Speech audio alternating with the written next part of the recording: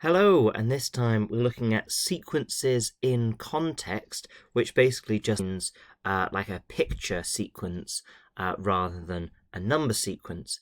But actually what you'll see is that although it's nice, picture, it looks pretty nice, with sort of growing plus sign, but all we're going to do is just turn it into numbers and then process it in exactly the way that we have in previous sequence questions.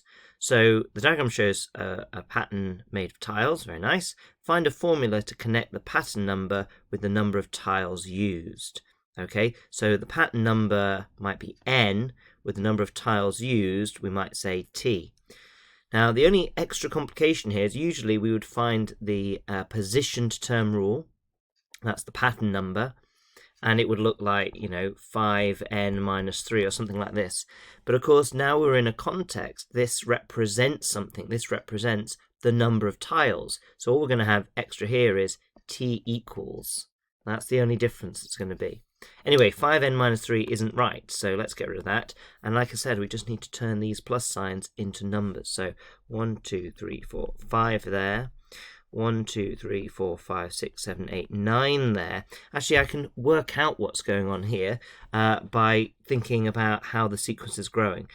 This is the same picture in the middle here, but they've added 1 to each end of the plus sign, and then another one and another one, which means each time they're adding 4. So we can just write down this is 13 and this is 17 without needing to count them. Now, it might be that you can realize, well, actually, if it's going up by 4 each time, you might be able to work it out from the picture. That's fair enough.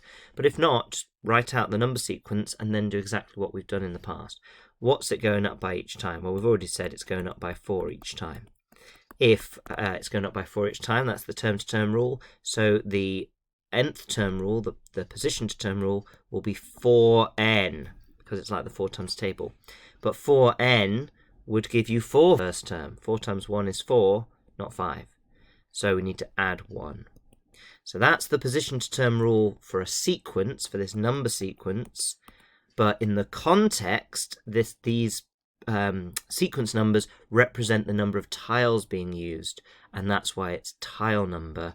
The number of tiles equals 4 times the pattern number plus 1. Use your formula to work out the number of tiles in the 100th pattern. Well, this is why a position to term rule is so good. So we can just go straight to the 100th by saying the number of tiles is 4 times the pattern number plus 1. And we can work that out. 401. Explain why your formula works. Okay, well, in the pattern, it's going up by 4 each time. So our formula is saying you've got 4 more tiles for every pattern number, but every pattern also has that 1 in the middle as a bonus that's not related. So it's like, there's that 1 in the middle, and then you add on 4 for every pattern number that you are, which is why we're multiplying it. That's it. There's nothing really more to say. Except that there are sometimes some slightly more complicated patterns,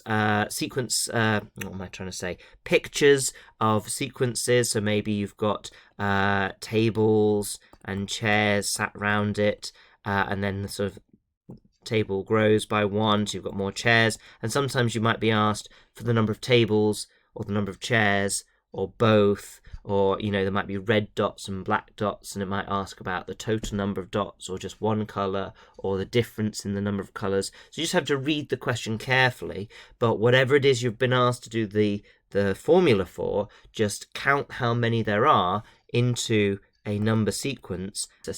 It will, at this stage, it will be an arithmetic sequence, so you can just process it exactly like you did when you were trying to work out position to term rules by finding the nth term rule.